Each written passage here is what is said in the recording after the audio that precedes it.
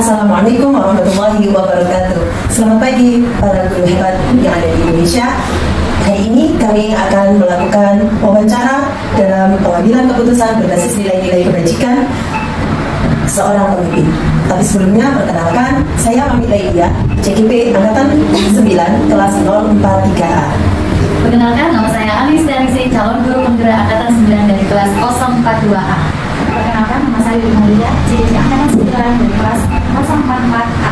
Perkenalkan, saya Sakti Anggir Sita, CKP Angkatan 9 dari kelas 043B. Kami CKP Angkatan 9 dari SDN Kepatihan 1. Hari ini kami tidak sendiri, kami ditemani oleh Ibu Kepala Sekolah kami, Ibu Dr. Anda, emisi dari MPD. Selamat pagi, Ibu. Pagi, sangat luar biasa pada pagi hari ini. Bagaimana kabar teman-teman semua? Alhamdulillah. Salam CKP Angkatan 9. Salam. Bergerak, menggerakkan. Hebat sekali. Ibu-ibu, apa yang bisa dibantu pada pagi hari ini? Ini Ibu, kami ingin melakukan sesi wawancara lagi. Selama ini, bagaimana Ibu dapat mengidentifikasi kasus-kasus yang merupakan dilema etika atau rujukan moral? Ya, ini ibu-ibu yang identifikasi untuk masalah. Bagaimana kita mengidentifikasi masalah yang ada di SDN yang satu khususnya di sini kan sekolah besar, muridnya banyak, otomatis tidak ada yang tidak ada masalah yang dianggap remeh. Masalah juga ada, dan masalah-masalah itu perlu dikelompokkan, itu klasifikasikan. Ya, caranya bagaimana? Ada masalah-masalah yang masuk akal, ada masalah-masalah yang tidak sesuai dengan kenyataannya. Itu pernah dialami juga oleh Mami yang kemarin, kasus hanya anak-anak biasa tapi dianggap luar biasa. Karena itu kita harus bisa mengidentifikasi dasarnya pakai masalah-masalah yang besar. Itu masuk yang di itu. Tapi kalau ada masalah-masalah yang tidak sesuai, itu kita masuk ada yang juga seperti itu. Selama ini bagaimana Ibu itu menjalankan sebuah pengambilan keputusan yang ada di sekolah ini, di mana ada dua kepentingan yang tadi Ibu jelaskan, yang sama-sama benar atau sama-sama mengandung nilai kebajikan? Sama-sama benar, sama-sama mengandung nilai kebajikan.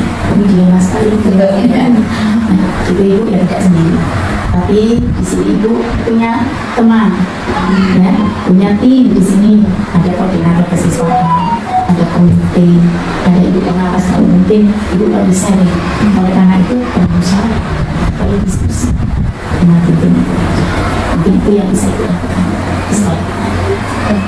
Untuk selanjutnya, ini saya ingin menggunakan bagaimana kira-kira langkah-langkah yang akan Ibu ambil atau prosedur yang seperti apa yang biasanya akan Ibu ambil apabila menemukan kasus dilema etika dan rujukan moral. Saya coba jawab yang bisa ini.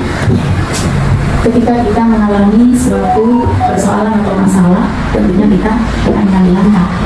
Nah, prosedur yang biasa dilakukan di sekolah kita, ya kita mengenali dulu ya, jenis kasusnya atau nilai-nilai yang bertentangan. Ya. Yang kedua, ibu akan menentukan siapa yang akan terlibat, ya, siapa-siapa, wali muridnya, masyarakat mungkin. Seperti kemarin kasus pembulian, kita itu melibatkan ya bisa, ya itu juga kita libatkan. Kemudian kalau untuk sosialisasi kita melibatkan mungkin Pak Polsek untuk bisa memberikan sosialisasi seperti itu. Yang ketiga, mengumpulkan fakta dulu, data yang benar. Namanya fakta itu harus data yang benar, dan untuk pengujian kebenaran dan permasalahan. Kemudian kita baru mengambil keputusan dari hasil. Selama ini yang Ibu efektif dalam keputusan kasus-kasus dilema etika bagaimana? Efektif ya.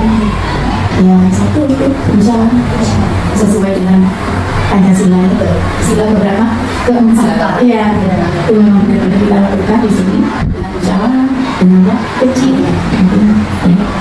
Kemudian mungkin dari musyawarah itu kita bisa mendapatkan sesuatu untuk preventif kita, ya, untuk jaga-jaga ketika kita mengambil keputusan A ini dampaknya apa ya, ketika B yang kita ambil dampaknya dampak yang minimalis itu ya. Selanjutnya itu hal-hal apa yang selama ini menjadi tantangan itu dalam pengambilan keputusan pada kasus-kasus di bidang etika. Aturan sudah kita buat, ya. Kadang-kadang kesepakatan sudah kita buat. Kalau sama kita, jadi dia main, tapi ya harus bisa antara dan aturan apa kesepakatan. Kira kalau itu dilakukan dengan bijak, dengan memberikan pengertian dan penjelasan, insya Allah sudah. Apakah ada jadwal tertentu dalam menyelesaikan sebuah masalah? Mungkin masalah ini dijadwalkan di hari ini atau minggu depannya lagi sebagainya. Ini ketika ada masalah itu harus langsung selesaikan. Iya, menyelesaikan tidak menunda. Sekali ditunda, masalah di sini. Ketika masalah itu berkelanjutan, tidak bisa diselesaikan dalam waktu yang singkat, maka itulah yang ya, untuk pertemuan selanjutnya. Tapi satu masalah itu sampai tuntas, sampai selesai. Tapi kalau masalah yang bisa diselesaikan setiap waktu, ya saat itu juga selesai. Sebenarnya mengenalkan diri banyak sekali yang sudah berpihak memiliki faktor-faktor atau seseorang yang bisa mendukung keputusan yang ringan dalam mempermudah pengambil keputusan. Ya. Manusia itu nggak bisa sendiri. Manusia itu kan manusia sama juga dengan ibu. Kalau ibu seorang pemimpin di sini, ya pastilah ibu akan mendengarkan saran dan sharing, meminta saran juga kepada orang lain. Di sini sudah mengerti. Ya kalau di kantor posisi. Tentunya juga komite yang bisa melindungi ibu ketika ibu mengambil langkah-langkah yang agak sedikit ini kawan. Ya. Kan ini bisa diikuti kan tahu sendiri. Lalu kita di sini itu luar biasa. Kerjaan semua ya. Tapi kita sebagai pelayan ya harus bisa kita maksimalkan layanan kita sebagai seorang pendidik. Pelayanan pendidikan. Salah pendapatan dari saya dengan musyawarah dulu, kemudian mengumpulkan data yang keempat, kemudian membuat keputusan.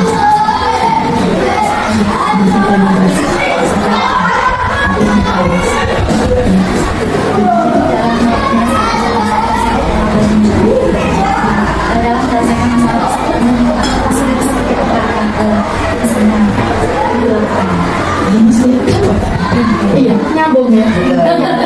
Nyambung, saya ulangi lagi. Diskusi setelah diskusi bersama, baru kita mengumpulkan data yang setelah itu kita buat suatu keputusan. Keputusan itu kita implementasikan, kemudian kita dari semua penjelasan yang disampaikan tadi, bagaimana pembelajaran apa yang dapat praktik semuanya itu dari yang ibu jelaskan dari awal sampai akhir. Mungkin nanti selanjutnya kita belajar untuk mengambil sebuah keputusan. Mengambil keputusan dari etika ini juga ya, tapi dari sini itu banyak pengalaman yang bisa kita ambil ya. Kalau menurut kita benar, belum tentu menurut orang lain itu benar. Itu prinsip yang kita administrasi yang kalau saya mau seperti ini, menurut saya begini, nah, yang lain harus ikut tidak seperti itu. Tidak sih Mungkin dari pengambilan keputusan itu kita harus mulai gitu ya, harus melihat dari sisi mengambil keputusan itu kan kita juga belajar bisa keputusan katanya itu kata-kata tidak boleh mengambil dari keputusan harus kuat. Mentalnya harus kuat. Dan penjaringan ini juga sama pemimpin. Saya masih pemimpin ikhlas. Pemimpin memang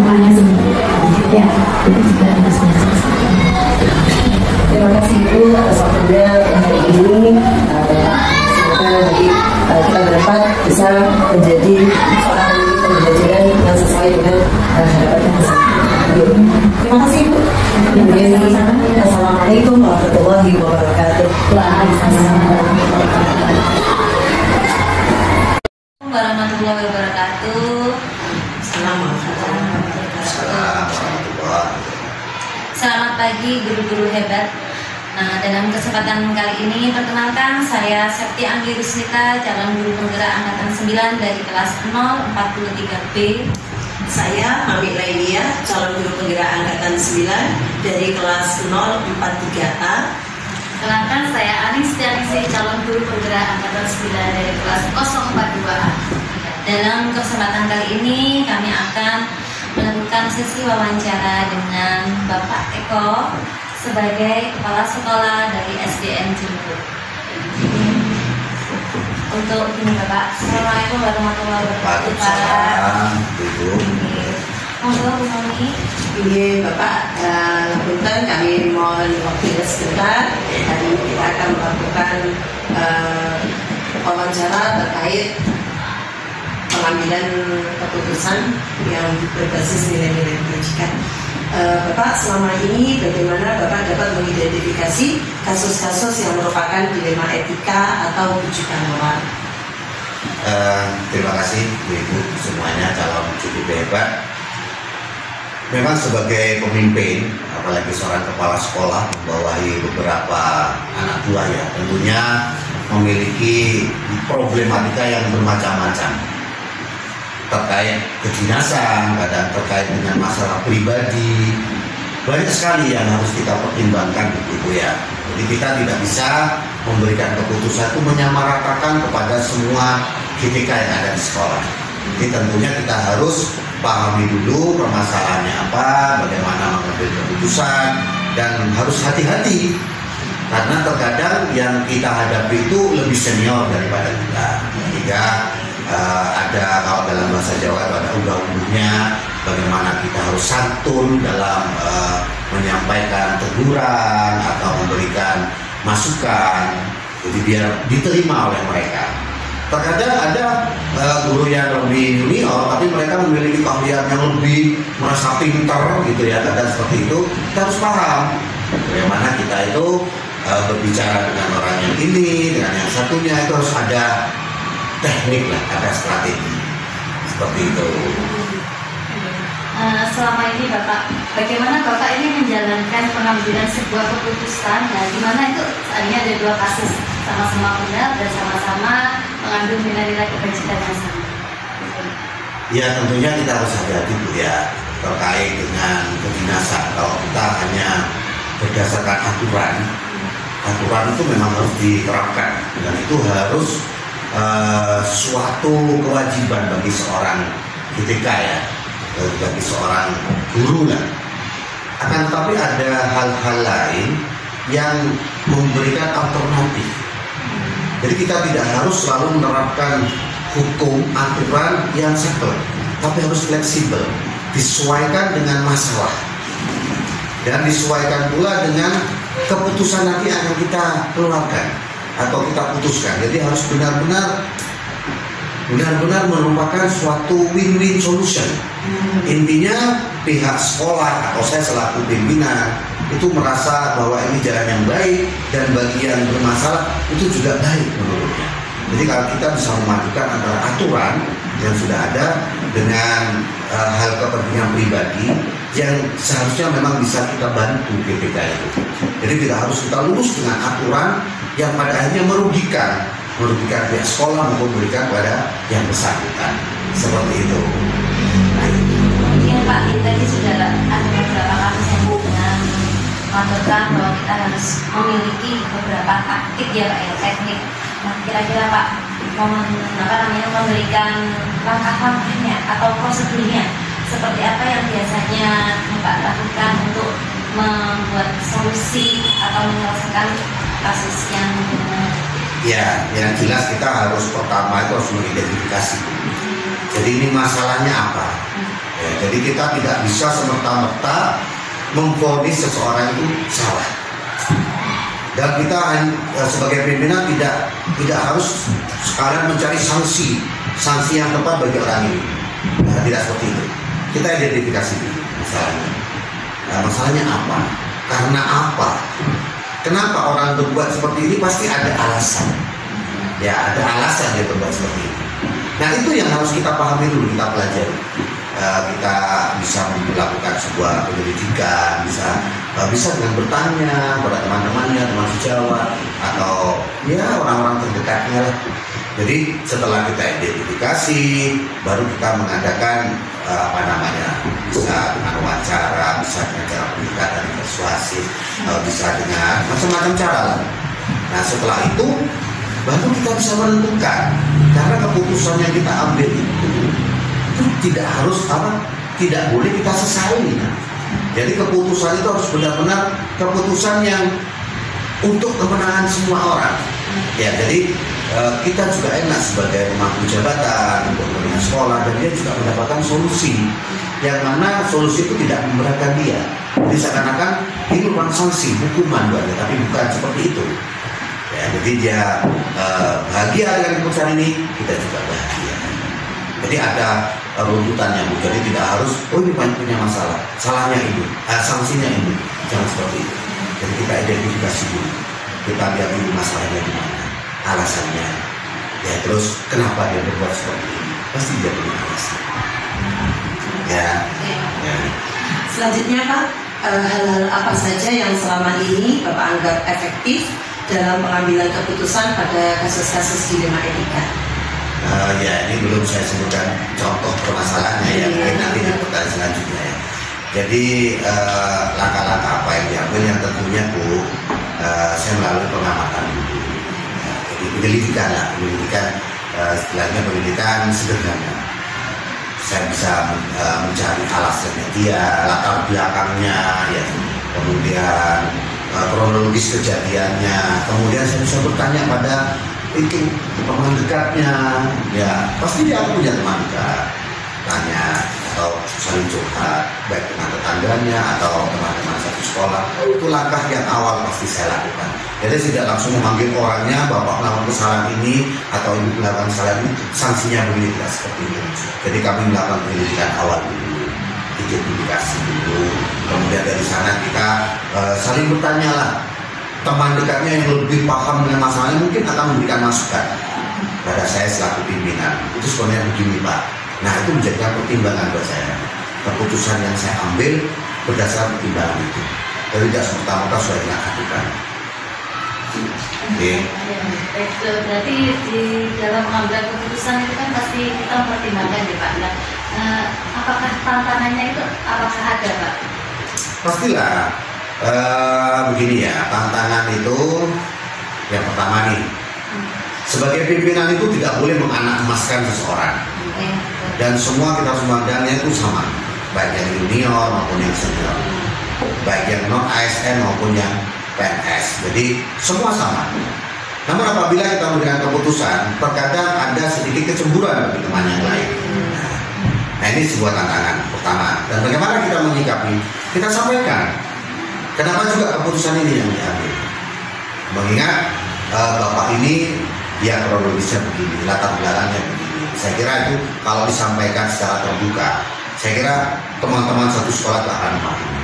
Itu halangan tantangan yang pertama. Tantangan yang kedua, pelaksanaan. Jadi ketika sudah diputuskan, ya, terkadang yang sudah kita putuskan keputusan itu kepada yang bersangkutan, justru mereka akan malas untuk melakukan. Nah ini ya, mereka memiliki masih berat hati untuk menindaklanjuti apa dari keputusan yang sudah kita ambil. Nah di sini juga peran kepala sekolah dibutuhkan, mensupport, memberikan motivasi internal, ya, memberikan contoh-contoh. Jadi saya kira efektif memberikan contoh daripada kita memberikan sanksi. Perintah itu kalah efektif dengan teladan, ya, dengan contoh. Jadi sebagai pemimpin, Bapak Ibu sekalian calon pemimpin pembelajaran pada masa yang akan datang, contoh itu lebih efektif daripada perintah. Teladan itu lebih efektif. Jadi mari kita beri teladan yang baik buat anak-anak, buat kita, buat BPK kita. Jadi kalau kita sudah beri contoh yang baik, insya Allah itu akan merupakan sebuah perintah yang luar biasa. Kemudian Pak, ini kan tadi sudah tantangan namanya ada taktiknya. Menurutnya dengan berarti dalam sisi yang lebih inklusif lagi atau yang lebih spesifik lagi, berarti menjadi seorang pemimpin itu kita harus memiliki kesimpulan dalam mengambil keputusan itu yang bagaimana? Ya betul. Jadi sebagai pimpinan itu dalam memberikan keputusan yang kita ambil itu, ya itu tadi harus berprinsip pada win-win solution. Ya harus win-win solution. Jadi keputusan kita ambil itu untuk kepentingan besar. Jadi titik beratnya adalah untuk kepentingan bersama. Jadi tidak menguntungkan satu pihak, baik itu pihak sekolah maupun pihak yang bermasalah. Jadi meskipun itu guru senior yang lebih dari kita tidak boleh memandang itunya. Ya. Tapi kita keputusan yang diambil harus benar-benar win-win solution. Jadi ketika sudah melakukan keputusan itu, langkah yang akan diambil itu dari motivasi internalnya sudah. Ya bukan karena kita memberikan ini sanksi, ada sulit tidak, tapi dia motivasi internalnya keluar, kita bisa menyuruh sudah. Jadi ketika sudah punya semangat internal, motivasi dari hasil keputusan itu ya, dengan ikhlas akan menjalankan. Dan kita selaku pimpinan tinggal mensupport dan mengamati dan membantu seandainya dia malah kesulitan di saat menjalankan keputusan itu. Gitu ya. Jadi kita itu sebagai pimpinan jangan hanya memberikan sanksi, putusan, tapi harus juga bisa memberikan solusi dan menjadi teladan. Ya. Terima kasih banyak waktunya. Sama-sama. Atas ilmu yang sudah dibagi kepada kita. Terima kasih banyak. Semoga ilmu yang telah dibagikan kepada kami menjadikan ilmu yang benar. Siap. Semoga juga kedepannya Bu Septi, Mami dan Wani semakin sukses, lulus CGP-nya dan menjadi pemimpin perubahan pendidikan di Indonesia. Amin. Terima kasih atas Sama-sama. Demikian wawancara yang telah kami lakukan bersama Pak Eko sebagai Kepala Sekolah di SDN Dibuk. Atas kesempatannya kami ucapkan terima kasih dan kami akhiri. Wassalamualaikum warahmatullahi wabarakatuh. Waalaikumsalam warahmatullahi wabarakatuh.